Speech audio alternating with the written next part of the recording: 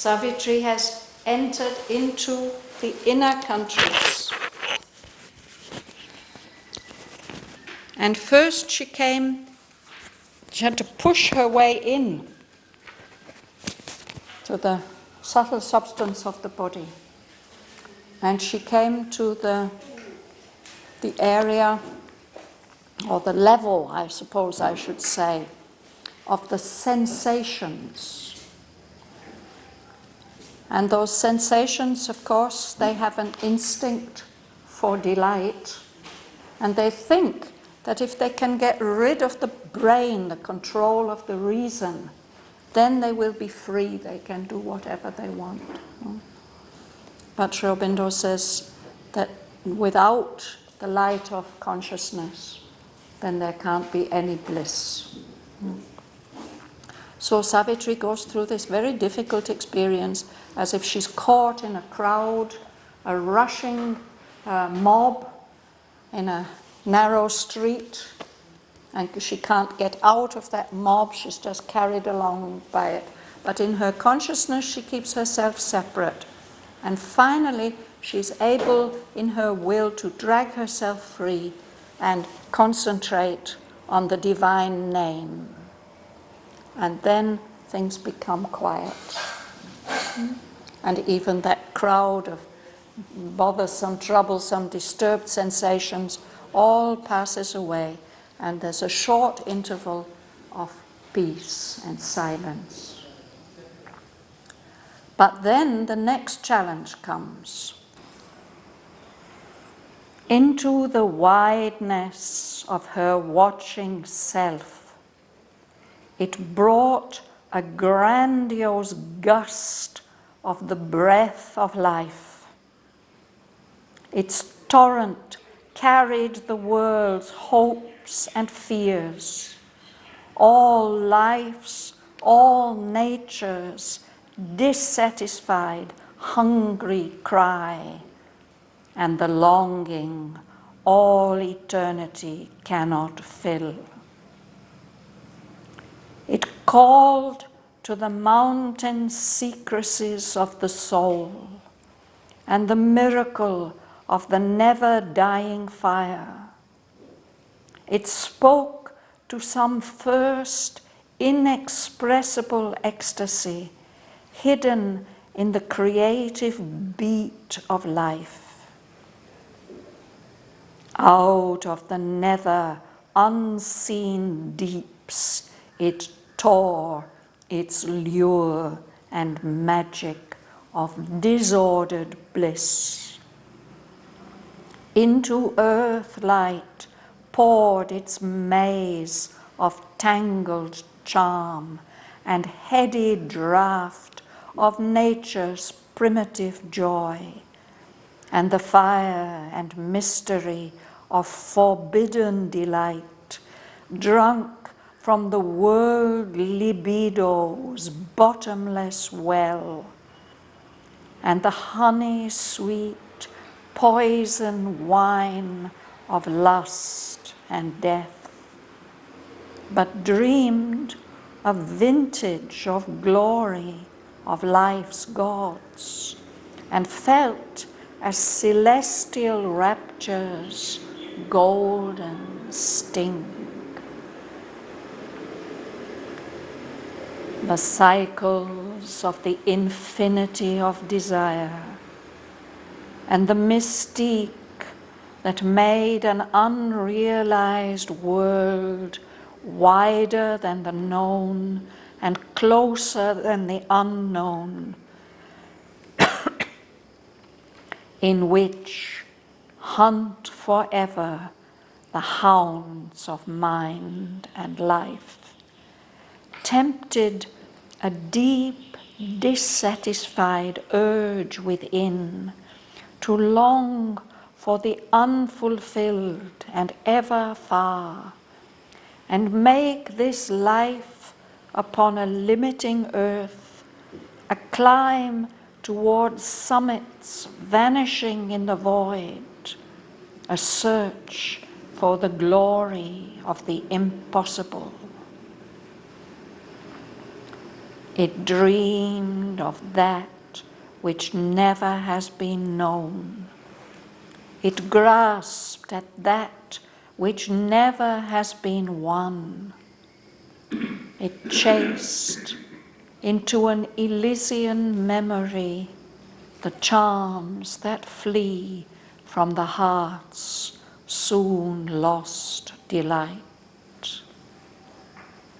It dared the force that slays, the joys that hurt, the imaged shape of unaccomplished things, and the summons to a Circean transmuting dance, and passion's tenancy of the courts of love, and the wild beasts ramp and romp with beauty and life. It brought its cry and surge of opposite powers, its moments of the touch of luminous plains, its flame ascensions and sky-pitched vast attempts, its fiery towers of dream built on the winds, its sinkings towards the darkness and the abyss, its honey of tenderness, its sharp wine of hate, its changes of sun and cloud, of laughter and tears, its bottomless danger pits and swallowing gulfs, its fear and joy and ecstasy and despair, its occult wizardries, its simple lines and great communions and uplifting moves, its faith in heaven, its intercourse with hell.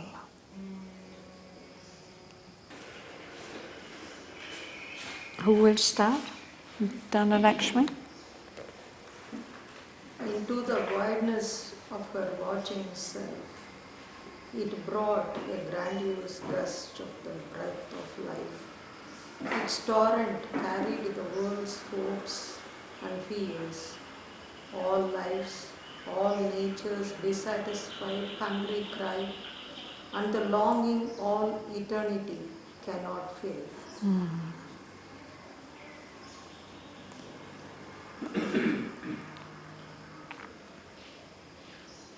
Life is the most energetic, dynamic part of us, no? So she is observing, there's her watching self, which is wide and vast, and now this it's like a torrent, a spate, a flood, no? It brings into that wideness a grandiose gust of the breath of life. A gust is a very strong wind. When you have a hurricane or a cyclone, they say gusting up to 300 miles an hour or whatever. A very, very strong wind. But it's a strong wind of the breath of life. It's life energy. And that flood, that torrent, that river flowing very quickly, carried all the world's hopes and fears and all the dissatisfaction of life and of nature. All lives, all nature's dissatisfied, hungry cry.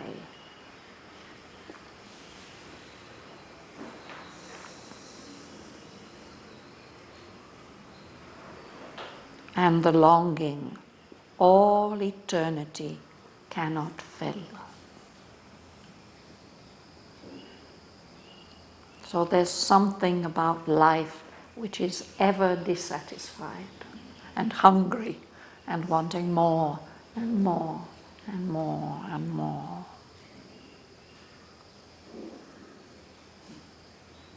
Gumsun. He called to the mountain secrets of the soul and the miracle of the never-dying fire. He spoke to some first inexpressible ecstasy hidden in the creative beat of life. We'll have to pause there because the next bit is very long. So that dissatisfied, hungry cry is calling to the very heights of the soul, the mountain secrecies of the soul. And it's calling to the miracle of the never-dying fire, that flame of aspiration and will. It spoke to some first inexpressible ecstasy hidden in the creative beat of life. Typical of life is the heartbeat, not the throb, which is sometimes a throb of ecstasy, but it's the throb of life, that beat that keeps coming, this rhythm. And hidden within that creative beat of life, which is always giving rise to new things, there's hidden some first inexpressible ecstasy. Ecstasy is intense delight. An intense delight that never can really be expressed. And it says that's the first inexpressible ecstasy. Perhaps this is the ecstasy of creation, this delight which has given rise to the whole of creation. It's calling for that. That is really what is powering it. But at the same time, it's calling things from below, contrasting things. Would you read that, please, Mahalingam? Out of the nether unseen streets is lure and magic of disordered bliss. The act like whole maze of tangled charm and heady drought of nature's primitive joy and the fire and mystery of forbidden delights, drunk from the world libidino's bottomless well and the honey-sweet poison wine of lust and death, or dream the vintage of glory of life's gods and felt as celestial rapture's golden stream. So it's calling to those high levels, but it's also tearing out of the depths, the lower unseen deeps. It's tearing this lure, this power of attraction, this magic of disordered bliss. There in the lower levels there's no consciousness, so the bliss is disordered, it's not calm delight. It seizes these things from below and pours out into the earth light, its maze of tangled charm. A maze is a labyrinth, a very complicated puzzle that you can walk into, and then it's very difficult to find your way out because the paths are all tangled, like your hair gets tangled in the wind. They're intertwining and interconnected, and you can't keep track of all that tangle. So life is like that. It's a kind of labyrinth, a maze, and it amazes us with its tangled charm, its complex confusions. And it also pours out into the earth light its heady draught. A draught is a drink, and particularly a drink that intoxicates you. If it's heady, it goes to your head and makes your head swirl and turn round and round. This is the heady draught of nature's primitive joy.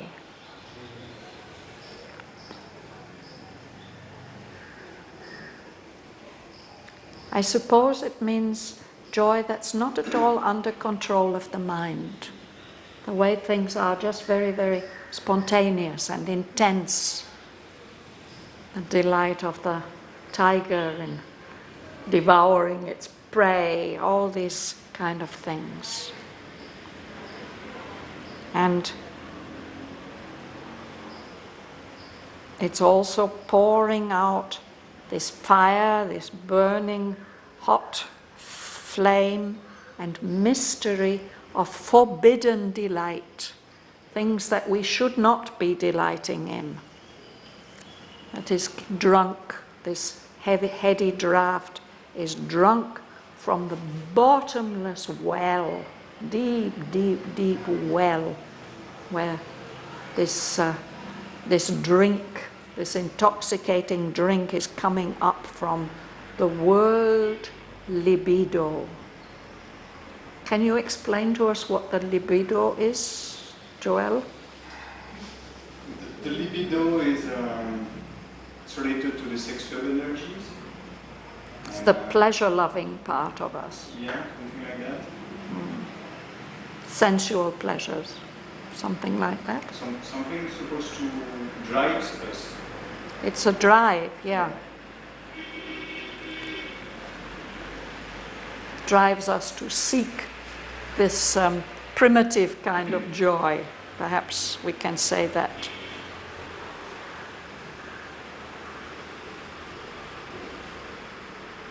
And it, apart from that heady draught, it gives this honey sweet poison wine. It's very sweet to taste, it's attractive, enjoyable like honey, but it's poisonous. The poison wine of lust and death. Lust when we want to possess things. But that poison wine, that honey sweet poison wine, is dreamed, is experienced as a vintage of glory. The very, very best wines, we would choose a particular vintage. That's got a particularly refined and wonderful taste. But so this is we think that this honey sweet poison wine is a vintage of glory coming from the gods of life. And the effect of it is experienced as a heavenly rapture, celestial rapture, golden rapture, but it has a sting in its tail.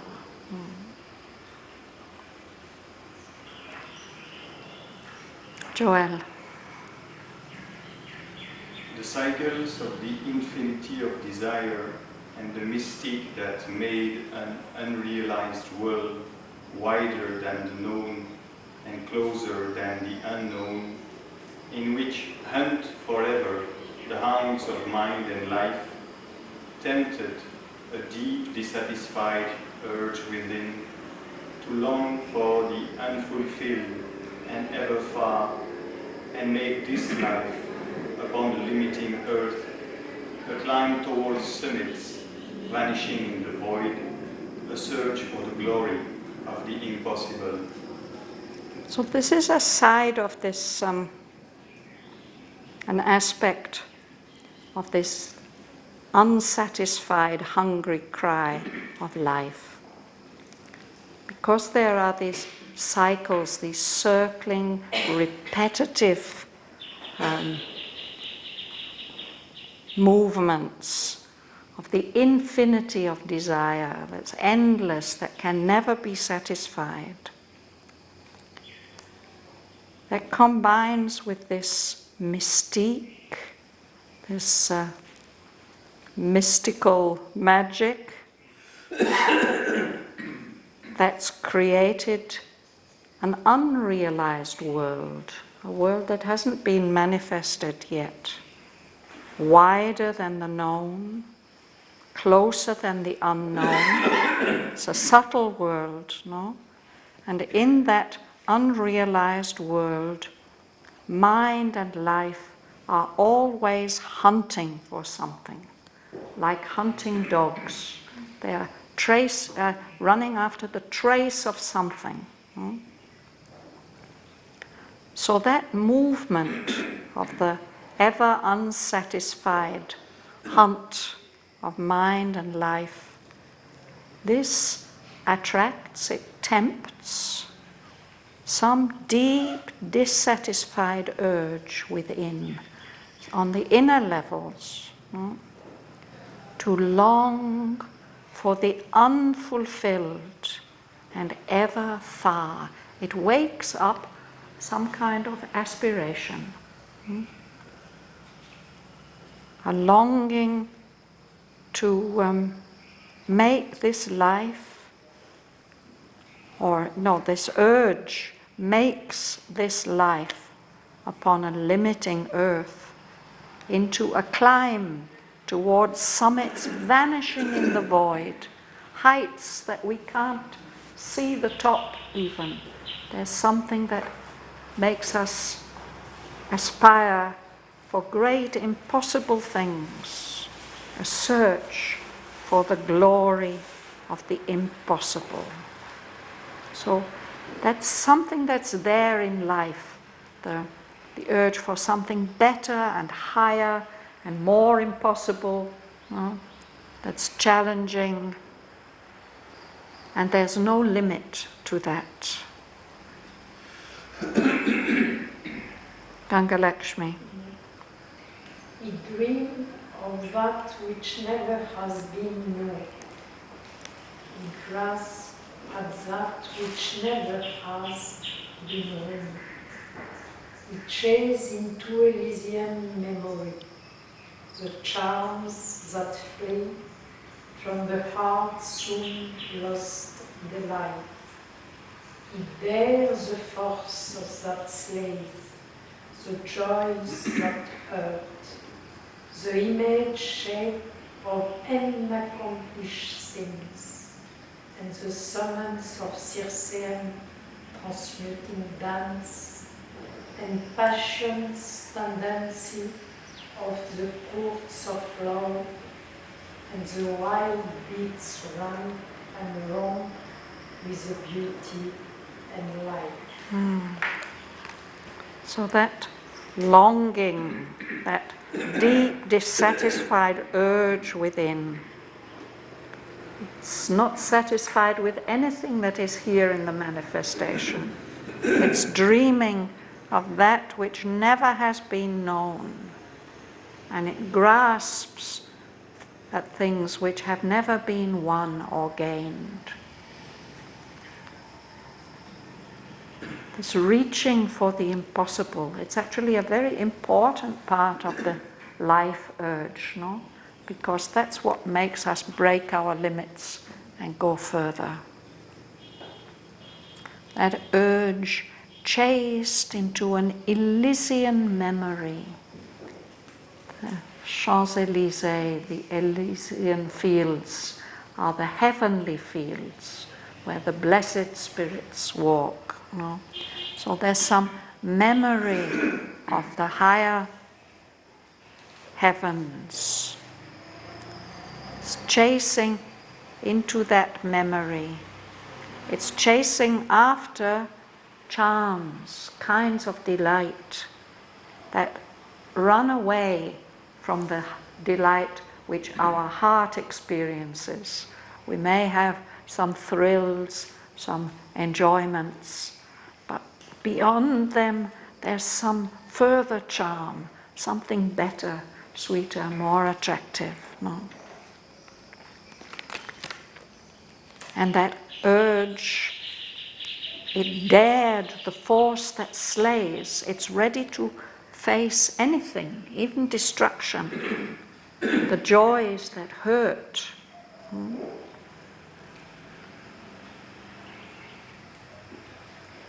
It dares to follow or follow after an imaged shape, an imagined shape of things that haven't yet ever been achieved, unaccomplished things. It dares to follow the summons to a Circean transmuting dance. Circean, this is from the name of the goddess Circe, who is in the story of Odysseus, of Ulysses. This is one of the old Greek epics.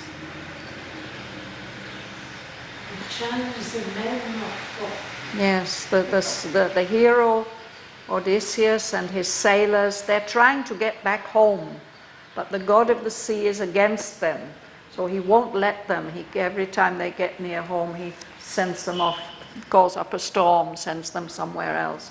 But finally, they reach this island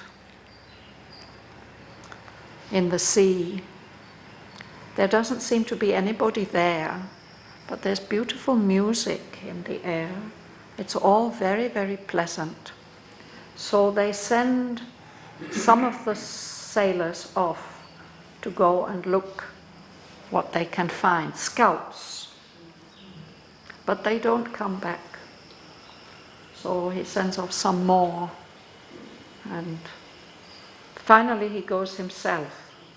And he reaches in the center of the island. There's an open space with a table that's been laid with all kinds of wonderful food, and there's music and fragrances and perfumes. And he realizes that his sailors have found this place and they've devoured the food and they've all got turned into pigs.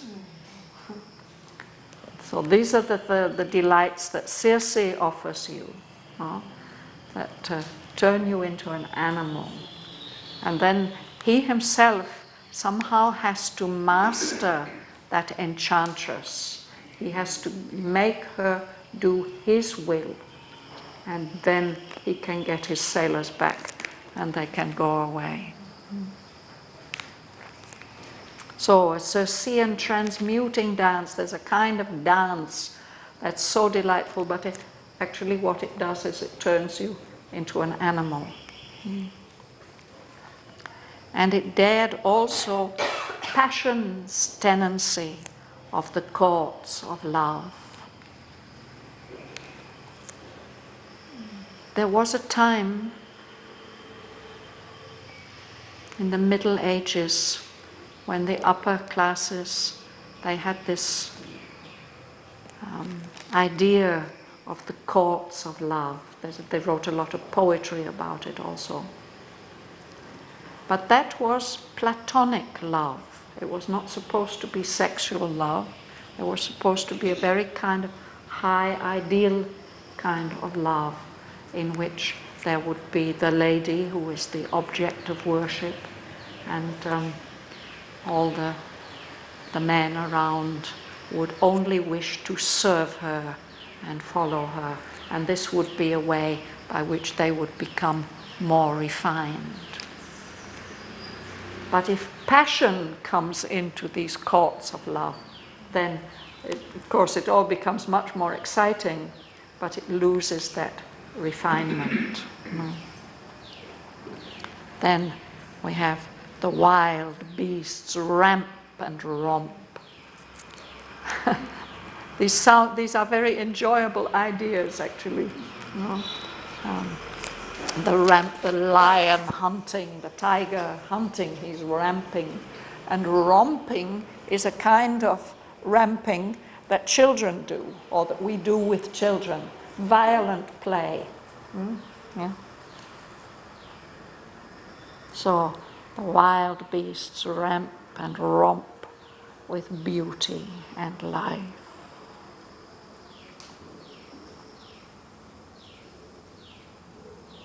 Bhavan.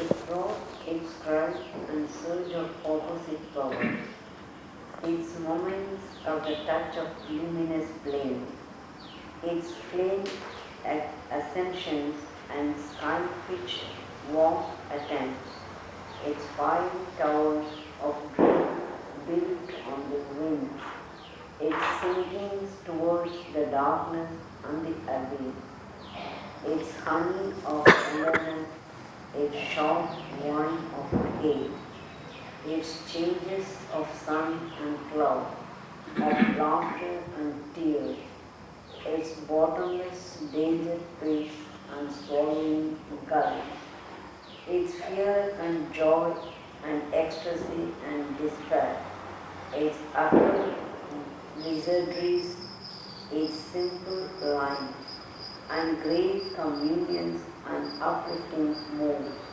its faith in heaven, its intercourse with hell. So what this torrent of life energy brings is a cry, a call, and a surge, a great wave or waves of opposite powers. There's always this opposition. First of all, he tells about the more positive things. It's moments of the touch of luminous planes. This life energy, it can be touched with the light of higher planes. It's flame ascensions. It's intense upward climbing energies. We need the vital to give us that power to really make powerful upward movements. It's sky-pitched, vast attempts, great efforts that aim for the sky. It's fiery towers of dreams, wonderful visions, but they're only built on the winds. And on the other hand, there are its sinkings towards the darkness and the abyss. There's contrasting things, the honey of tenderness, the sweetness, and the sharp wine of hate. Wine is also a kind of ananda, so there's something in us, in the life force, that also enjoys that sharp wine of hate. And there are these alternations, the changes of sun and cloud, of laughter and tears. And then there are these bottomless danger pits. It can lead us terribly astray. It's swallowing gulfs. We just get lost in those swallowing gulfs. It's fear. But then there's the joy and the ecstasy and the despair. All these contrasts. It has a side of occult wizardries, absolutely magical, hidden, complicated things that are really not easy to make or to do. And then it's simple lines. There's something in us that likes that also. Simplicity, plainness, openness. There are its great communions, connections, interchanges, and uplifting moves. There's its faith, real faith, but needs the support of the vital. Its faith in heaven, and its intercourse, its conversations, its exchanges with hell. So all the opposites in very intense forms. These powers were not belong with the dead weight of earth. They gave ambitious taste and poison to spring. There was an azure in the gauge of life, and so heaven blew in the grey air of night. The impossibility God was showed on the wind. Yes. So when we are here in the material body, there's something that weighs us down. So we don't experience all these things with so much intensity. But now Savitri is in this vital life plane in the body, and she experiences that they are not blunt. When the scissors won't cut anymore, that's blunt. She experiences them with all their intensity. No? So they gave the taste of ambrosia. It's the food of the gods. And then the sting of poison. There was an ardor, a burning enthusiasm in life's power of vision, in the gaze of life, that saw heaven blue in the grey air of night. There's something about life's way of looking at things that can turn things which are very shadowy, grey. It can see them as bright and blue. Mm-hmm.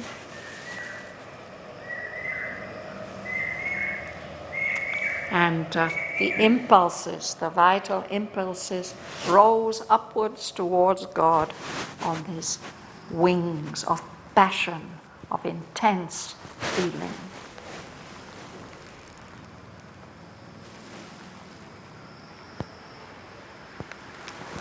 Rosa.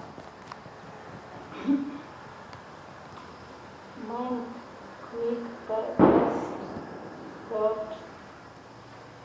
floated from their high necks, a glowing splatter as of Irised. Name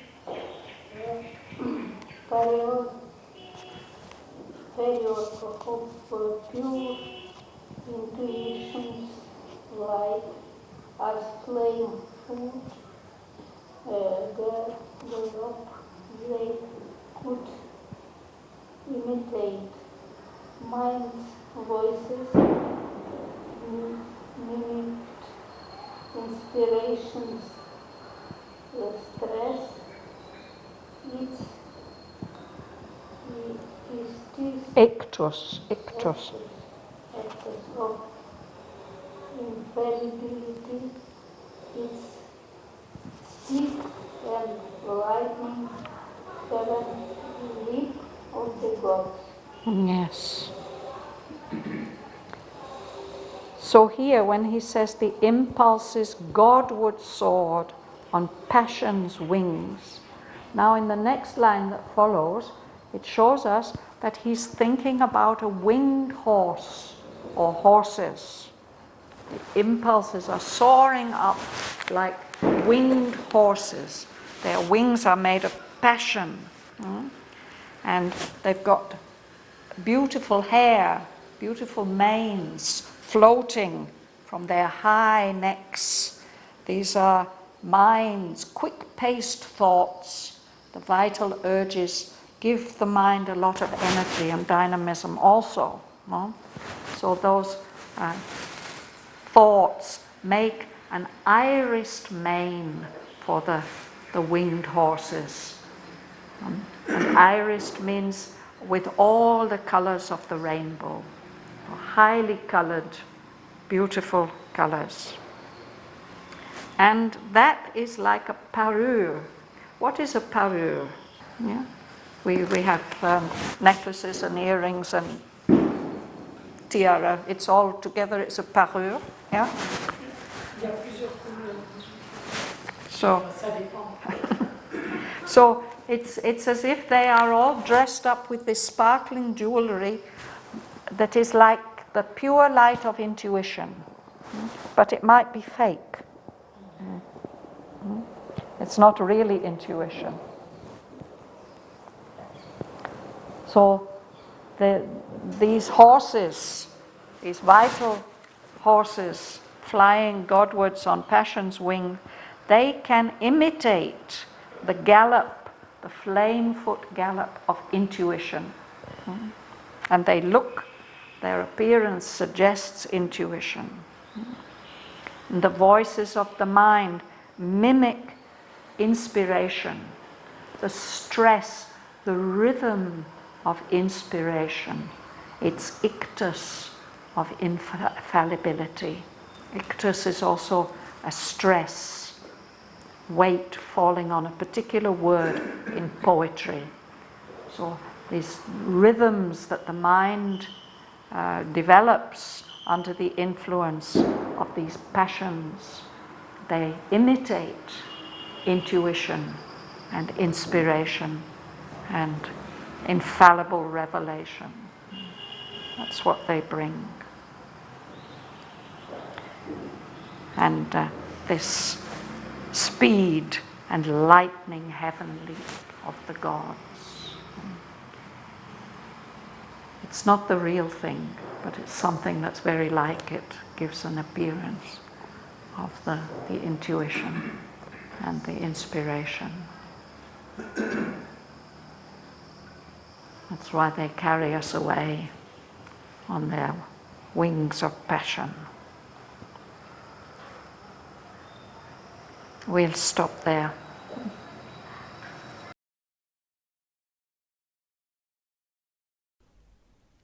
Into the wideness of her watching self, it brought a grandiose gust of the breath of life. Its torrent carried the world's hopes and fears. All life's, all nature's dissatisfied, hungry cry, and the longing all eternity cannot fill.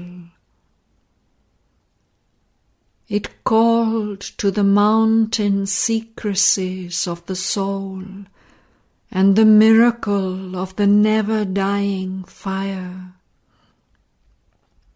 It spoke to some first inexpressible ecstasy hidden in the creative beat of life. Out of the nether unseen deeps it tore its lure and magic of disordered bliss. Into earth light poured its maze of tangled charm and heady draught of nature's primitive joy, and the fire and mystery of forbidden delight drunk from the world libido's bottomless well, and the honey-sweet poison wine of lust and death, but dreamed a vintage of glory of life's gods, and felt as celestial rapture's golden sting.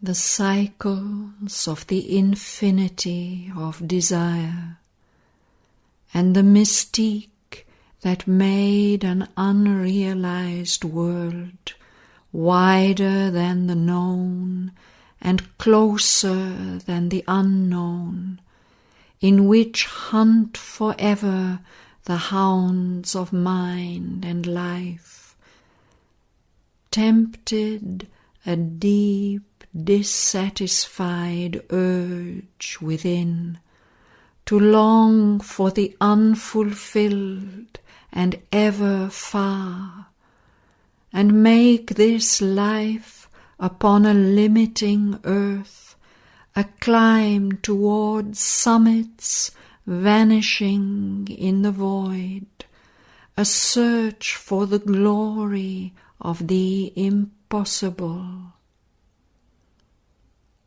It dreamed of that which never has been known.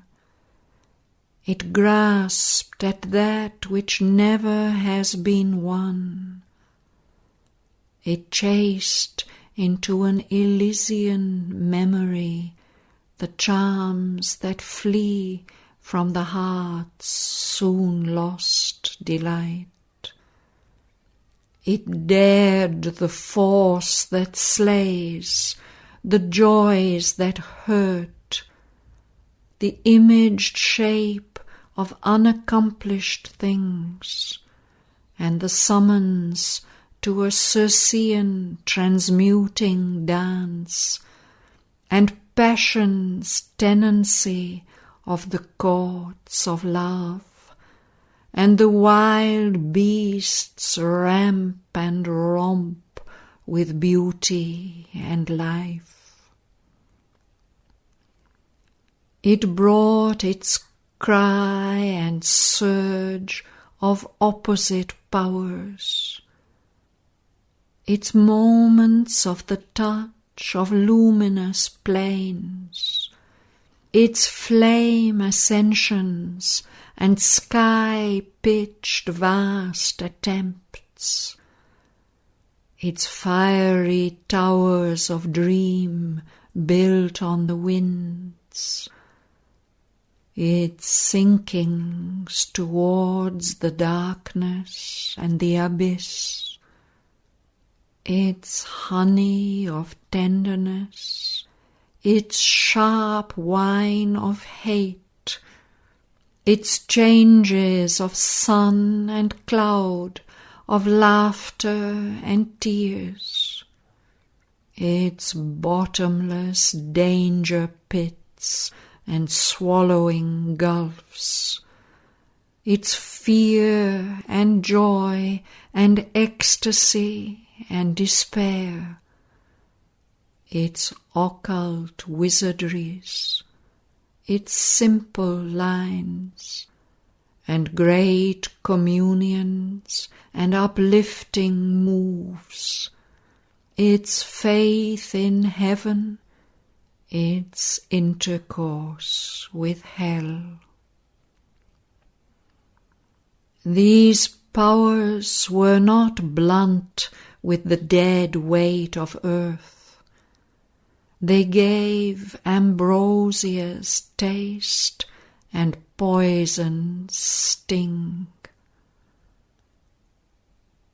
There was an ardour in the gaze of life that saw heaven blue in the grey air of night. The impulses Godward soared on passion's wings. Mind's quick-paced thoughts floated from their high necks, a glowing splendour as of an irised mane, a parure of pure intuition's light. Its flame-foot gallop they could imitate.